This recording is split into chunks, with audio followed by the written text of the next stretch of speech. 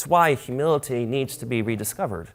It's not really taught within contemporary evangelicalism. In fact, we can take a look at modern Christianity today. It's definitely not on the front page. It's not even mentioned. It's not even discussed.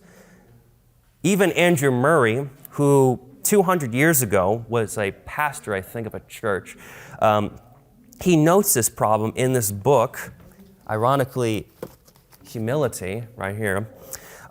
He notes this problem 200 years ago, quote, "When I stand back upon my own religious experience or round upon the Church of Christ in the world, I stand amazed at the thought of how little humility is sought after as a distinguishing feature of the discipleship of Jesus in preaching and living and the daily intercourse of the home and social life, and in the more special fellowship with Christians, in the direction and performance of work for Christ. Alas, how much proof there is that humility is not esteemed as the cardinal virtue, the only root which graces grow, the one indispensable condition of the true fellowship of Jesus," end quote.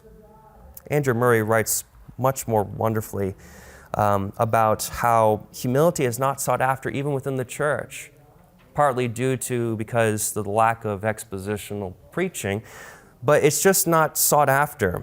Many Christians were instead seeking wealth, prosperity, materialism, how to be successful in your own personal life. But yet, even Andrew Murray notes that humility is such an important virtue. Augustine once was asked by a student, "What's the greatest virtue a Christian should sought after?" He said, "Humility." The student asked again, "Okay, what's the second greatest virtue?" Augustine said, "Humility." And then he asked the third time, what's the third greatest virtue? Augustine said, "Humility." So as you see, even the greatest theologian that shaped the modern Western Christianity even said humility is one of the most important characteristics within the Christian life. And it's not exactly as to why it's not discussed. I mean, you can even look at evangelicalism.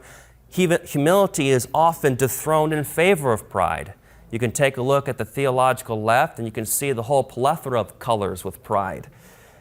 That they do this all pride that can be found in the name of tolerance, diversity, social justice, self-esteem. I actually went to Michigan a month ago, and I was in a neighborhood, I was spending time with my sister, and I cannot tell you how many gay pride flags I saw.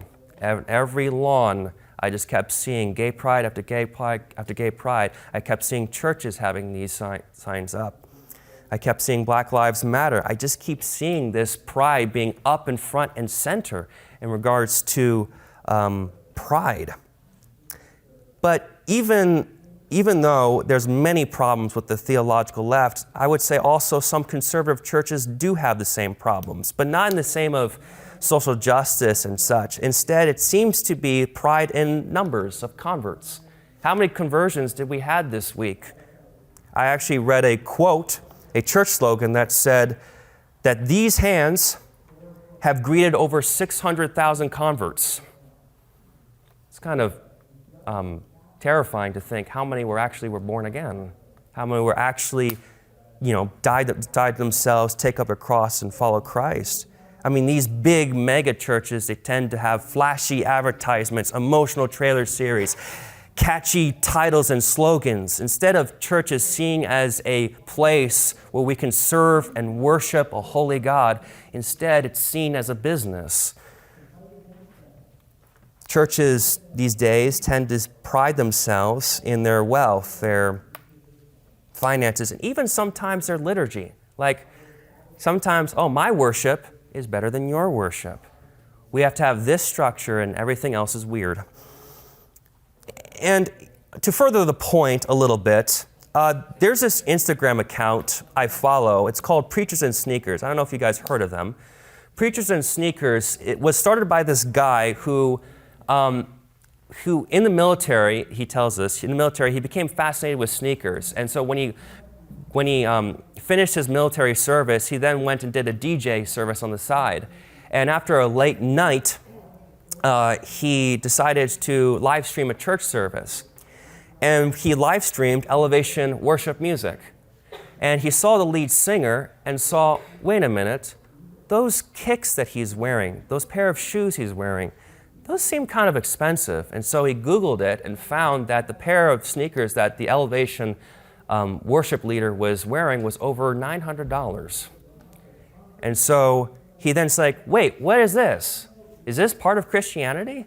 And so he began this Instagram account, and it literally blew up. It has over 268,000 followers.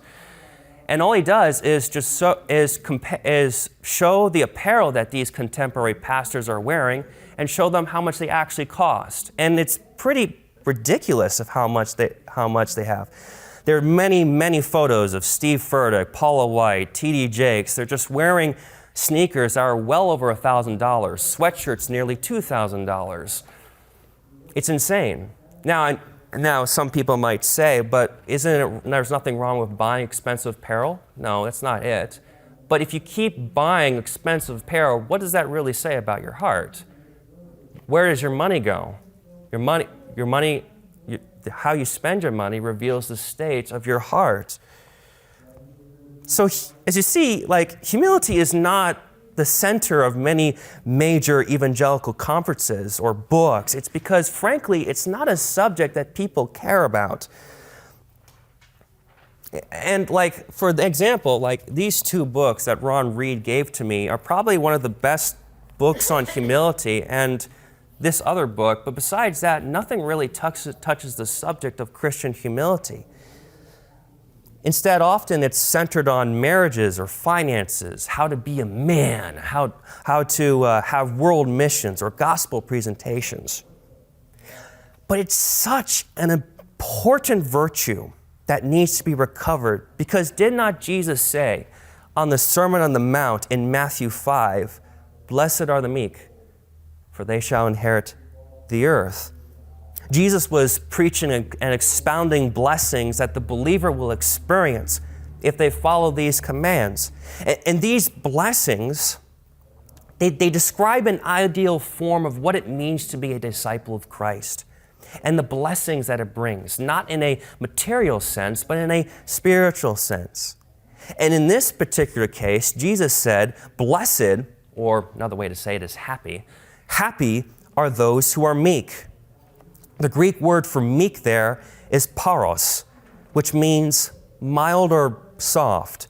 And in this particular sense, it refers to a human attitude of gentleness of spirit, being meek, submissive, quiet, and tender-hearted. See, Jesus saw meekness and humbleness as the way of Christian life. And this is not the only passage. We'll discuss it more next week, but he also further elaborates between the Pharisee and the tax collector. And he says at the very end, those who humble themselves will what? Be exalted. We'll go into more of that next week, but even Jesus, who is the prime example of humility, there's no one more humble and more lowly and meek than Jesus Christ. He saw that as the way of the Christian life. And it needs to be recovered, I think, in our day and age.